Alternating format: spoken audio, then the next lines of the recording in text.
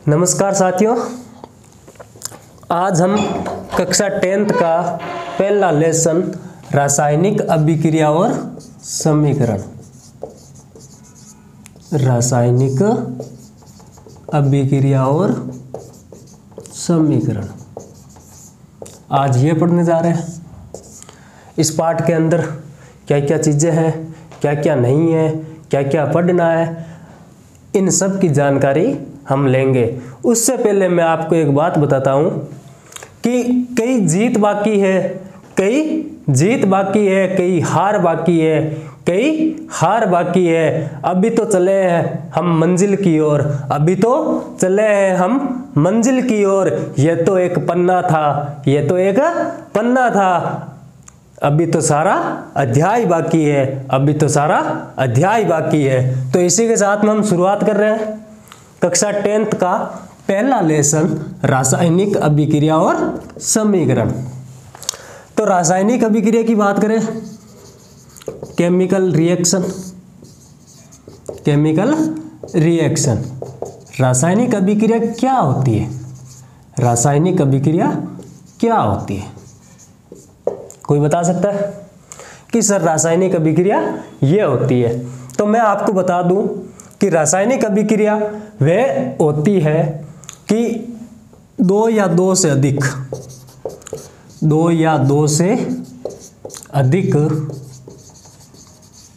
तत्व मिलकर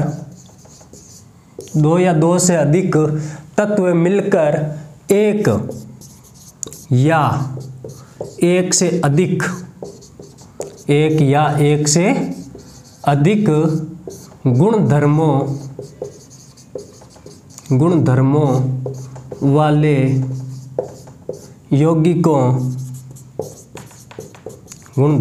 यौगिकों का निर्माण करते हैं। ये होती है आपकी रासायनिक अभिक्रिया। क्या दो या दो से अधिक तत्व मिलकर एक या एक से अधिक गुणधर्मों वाले यौगिकों का क्या करते हैं? निर्माण करते हैं। रासायनिक अभिक्रिया कहलाती है। रासायनिक अभिक्रिया हो गई। अब ये बहुत प्रकार की होती है रासायनिक अभिक्रियाएं। संयोजन है, वियोजन है, ऑक्सीकरण है, अपचयन है, रेडॉक्स है, ऊष्माक्षेपी है, ऊष्माशोषी है। आज हम केवल दो ही अभिक्रियाओं की बात करेंगे, संयोजन और वियोजन। उससे पहले हम एक बात करेंगे कि भाई रासायनिक अभिक्रिया पर किन किन चीजों का प्रभाव पड़ता है। बहुत सारी चीजें हैं, उनका प्रभाव पड़ता है। सबसे पहले बात करेंगे हम उन्हीं की कि भाई किन किन चीजों का प्रभाव पड़ता है। नंबर 1 भौतिक अवस्था, फिजिकल स्टेट।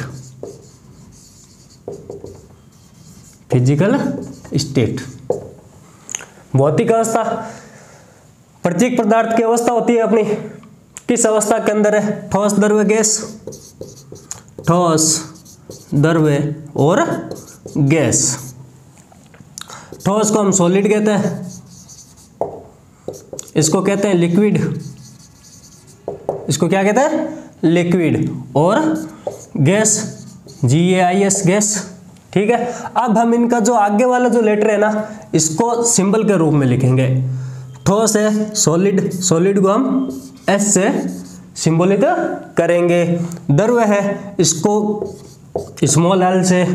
गैस है, इसको स्मॉल g से। या फिर अगर कोई अभिक्रिया के अंदर जलीय विलयन आ जाए, क्या आ जाए? जलीय विलयन। तो हम उसको रिप्रेजेंट करेंगे AQ से। किससे करेंगे? AQ से। किससे करेंगे? AQ से। अब ये तो बात हो गई इनकी। जैसे मैं आपको एग्जाम्पल के लिए बता दूं कि कार्बन है और ऑक्सीजन है।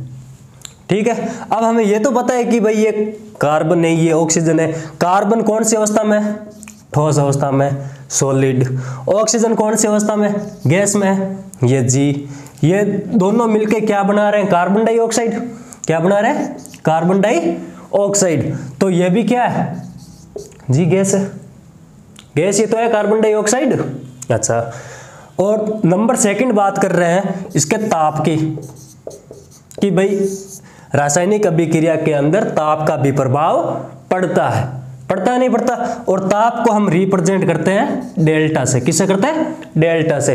ये सिंबल है किसका, किसका है सिंबल, ये ट्राइंगल का है। किसका है, ट्राइंगल का।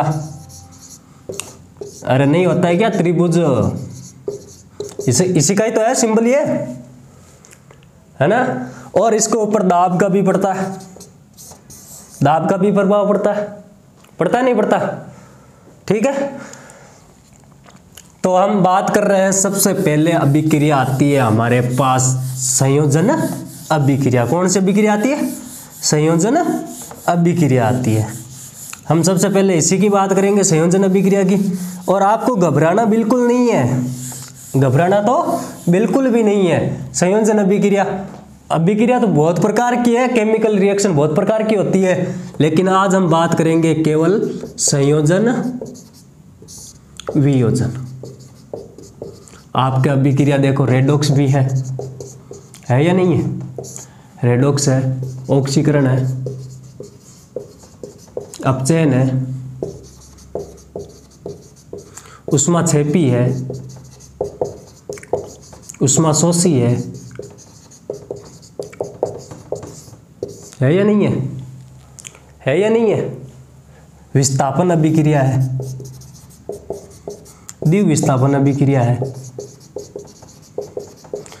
हम सब की बात करेंगे, डिटेल के अंदर बात करेंगे, एक एक अभिक्रिया की डिटेल के अंदर बात करेंगे विथ एग्जाम्पल, विथ एग्जाम्पल। तो सबसे पहले बात करूंगा मैं संयोजन अभिक्रिया की, कि भाई संयोजन अभिक्रिया क्या होती है। करें बात संयोजन अभिक्रिया की। संयोजन अभिक्रिया का दूसरा नाम है योगात्मक। क्या नाम है, योगात्मक अभिक्रिया। योगशील भी है,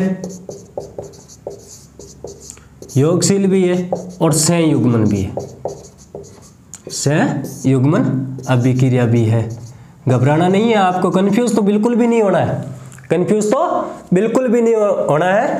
परीक्षा के अंदर आपको पूछ ले कि योगात्मक अभिक्रिया क्या है, योगशील अभिक्रिया क्या है, या फिर संयुग्मन अभिक्रिया क्या है, ठीक है। तो योगात्मक, योगशील और संयुग्मन तीनों संयोजन ही है, संयोजन के दूसरे नाम है ये, ठीक है। बिल्कुल भी घबराना नहीं है। तो बात करें हम अभिक्रिया की।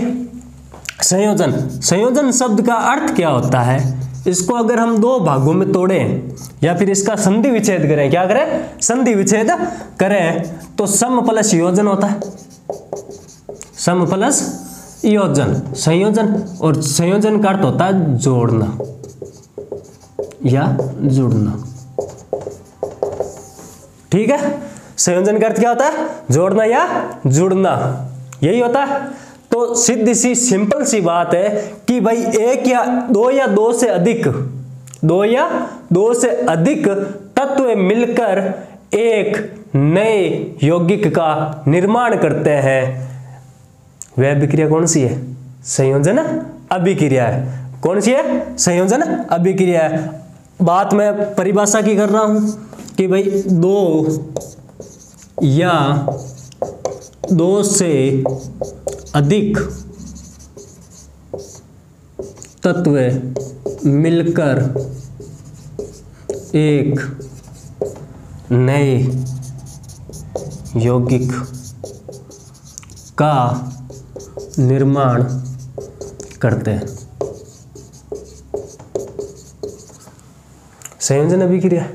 कौन सी है, संयोजन अभिक्रिया कहलाती है, ठीक है।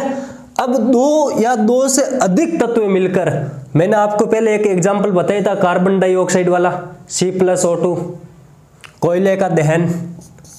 अरे आपके चैप्टर के अंदर है कोयले का दहन, कोयले का दहन।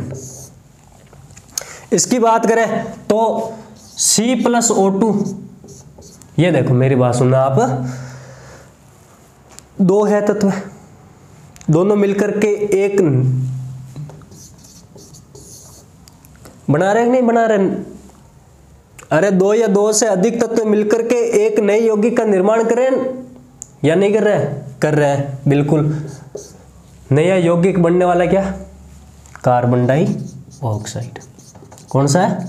Carbon dioxide. और कार्बन डाइऑक्साइड को हम शुष्क बर्फ के नाम से भी जानते हैं, शुष्क बर्फ के नाम से भी जानते हैं। इसके एग्जाम्पल बहुत सारे हैं, यानी कि मैग्नीशियम का रिबन है हमारे पास। क्या है? मैग्नीशियम का रिबन है, उसको हम ऑक्सीजन के साथ में अभिक्रिया करेंगे तो मैग्नीशियम का सिंबल होता है Mg, Mg होता है। हम इसकी अभिक्रिया किसके साथ में करवा रहे हैं? ऑक्सीजन के साथ में करवा रहे हैं, तो बनने वाला उत्पाद magnesium oxide, magnesium oxide. Magnesium और ये ऑक्सीजन, और ये हो गया आपके मैग्नीशियम ऑक्साइड, ये आपका हो गया मैग्नीशियम ऑक्साइड।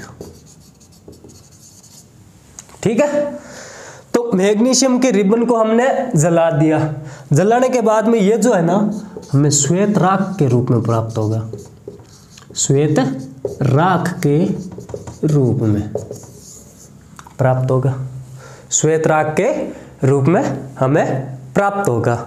ये तो हो गई अपने संयोजन अभिक्रिया की बात। किसकी हो गई?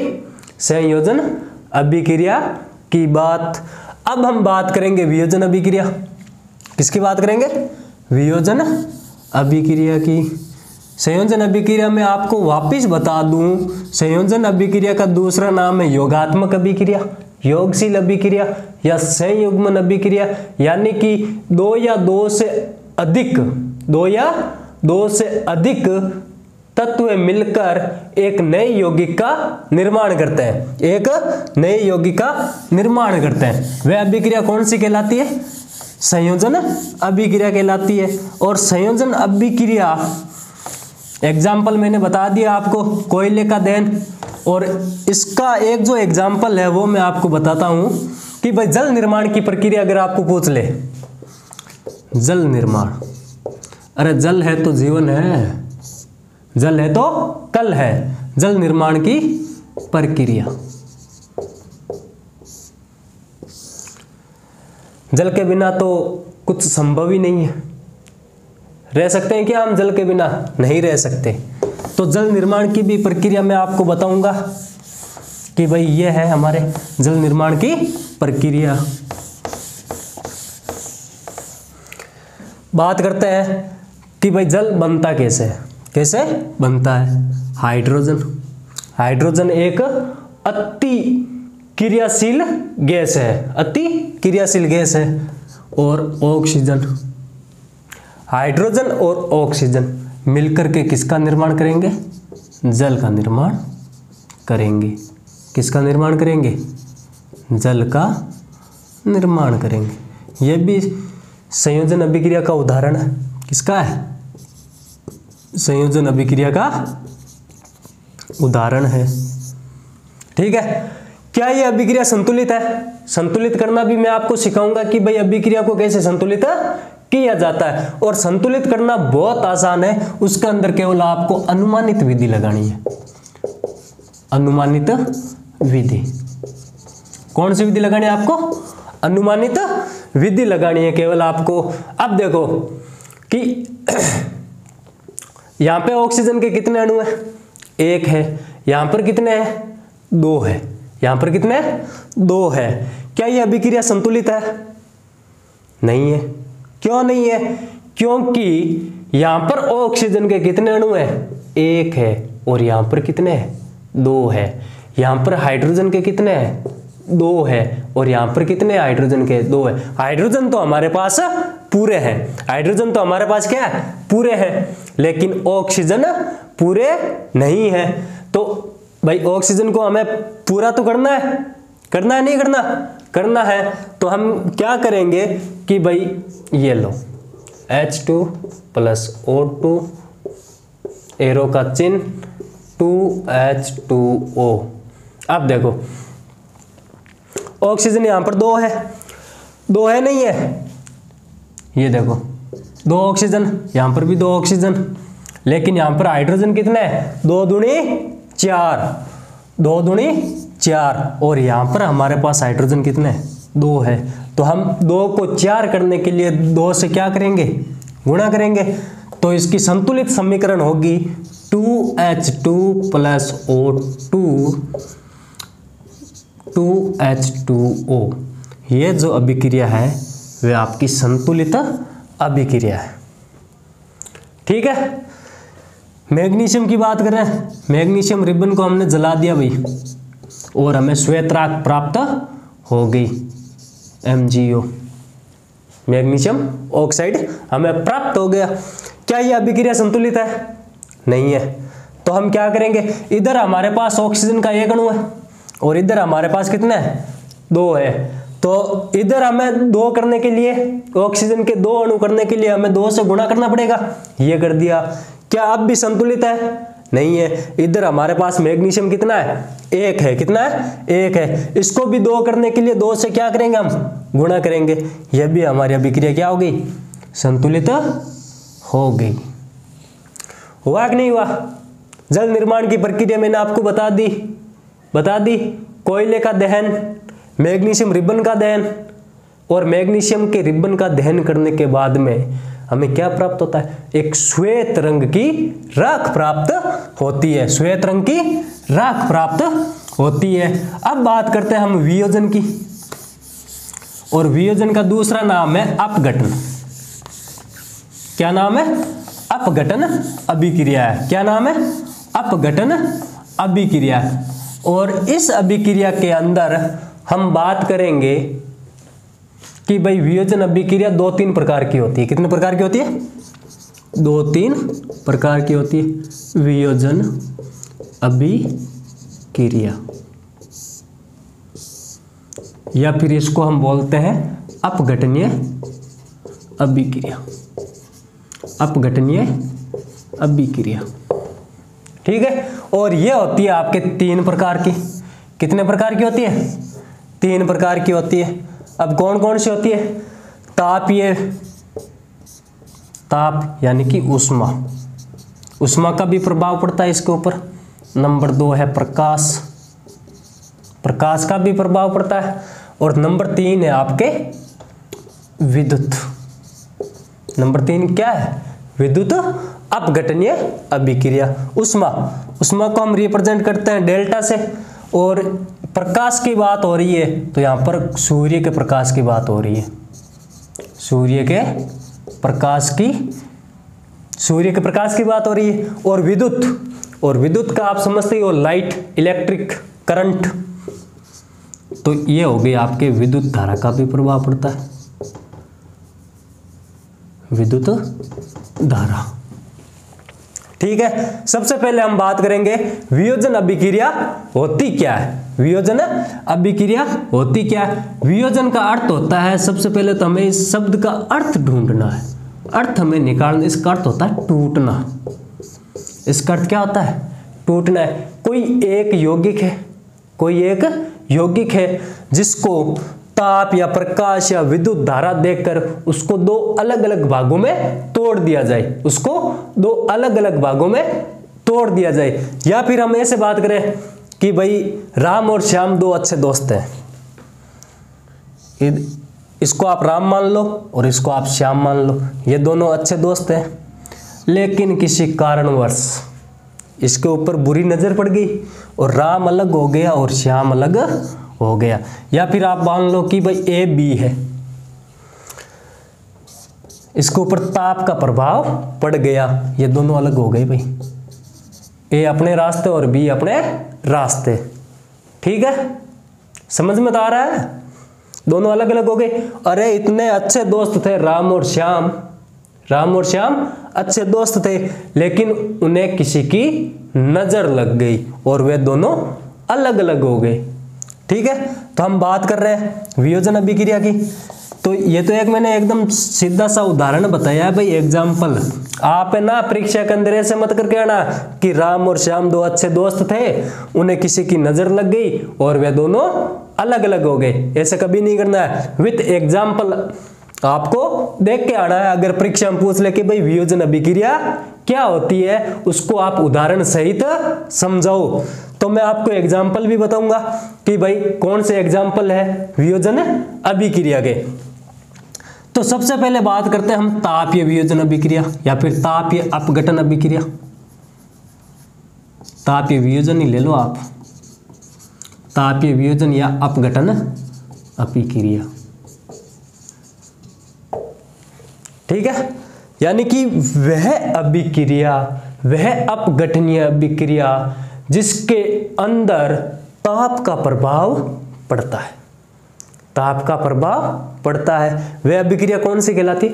तापीय वियोजन अभिक्रिया कहलाती है। जैसे एग्जाम्पल मैं दे रहा हूं आपको, यहां पे दे दूं वियोजन अभिक्रिया का कि भाई कैल्शियम कार्बोनेट का आपने नाम सुना है, CaCO3। इसके ऊपर हमने ताप डाल दिया, उष्मा डाल दी, इसको हम गर्म कर रहे हैं। गर्म करेंगे तो ये दो भागों में विभाजित होगा। कितने भागों में होगा? दो भागों में विभाजित होगा। एक तो होगा CaO कैल्शियम ऑक्साइड, और एक आपके बनेगी कार्बन डाइऑक्साइड बनेगी। कैल्शियम कार्बोनेट कौन सा है? Calcium carbonate.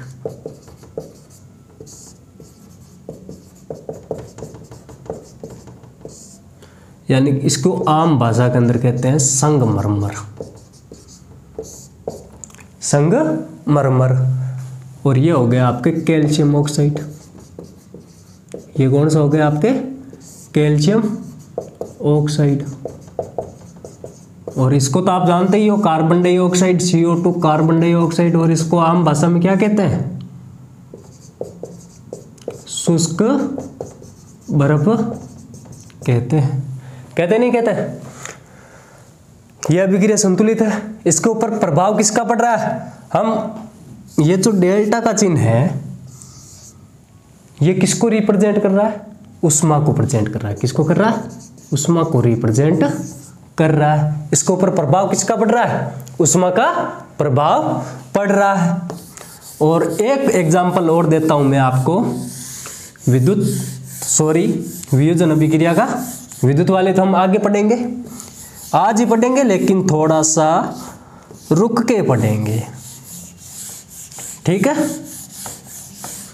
और आगे वाला जो एग्जांपल दे रहा हूं मैं, वो बहुत ही very very most important example है। Lead nitrate. अब भाई इसके ऊपर ताप का प्रभाव पड़ रहा है। किसका पड़ रहा है? ताप का प्रभाव पड़ रहा है। तो ये कितने भागों में विभाजित हो गया? ऑक्सीजन। ठीक है, ये तो हो गया आपके लेड नाइट्रेट। क्या हो गया? Lead nitrate. ये हो गया लेड ऑक्साइड।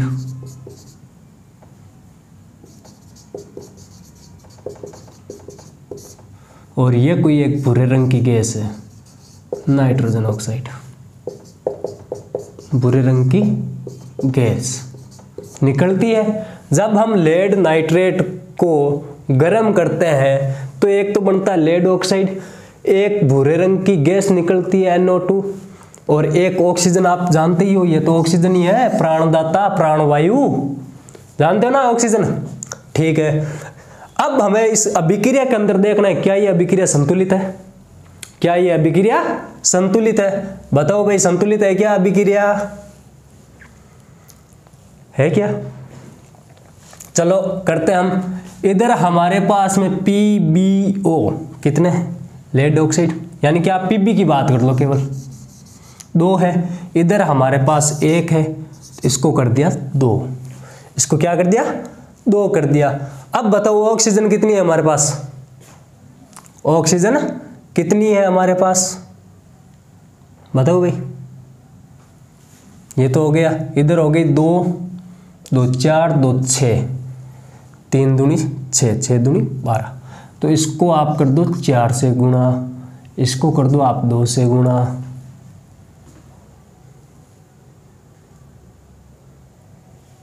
ठीक है, यही हो गई संतुलित। अब हम बात करते हैं आपके, ये ना आप example very very most important है, वेरी इंपॉर्टेंट। एग्जाम की दृष्टि से अगर देखें कक्षा 10th के, तो ये एग्जाम्पल बहुत ही मोस्ट इंपॉर्टेंट है। अब हम बात कर रहे हैं आगे वाली अभिक्रिया की, प्रकाश अपघटनीय अभिक्रिया। किसकी बात करें? प्रकाश अपघटनीय अभिक्रिया। करें बात प्रकाश अपघटनीय अभिक्रिया की। वह अभिक्रिया जिसके ऊपर किसका प्रभाव पड़ता हो? प्रकाश का। प्रकाश अपघटनीय अभिक्रिया, वह अभिक्रिया जिसके ऊपर प्रकाश का प्रभाव पड़ता हो।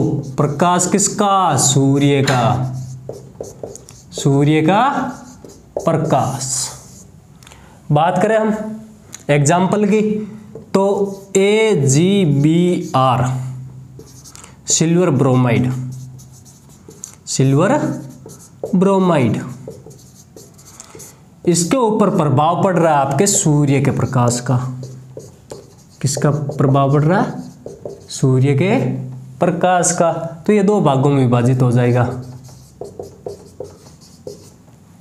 ये कितने भागों में हो जाएगा? 2 भागों में विभाजित हो जाएगा। अभिक्रिया संतुलित है भाई।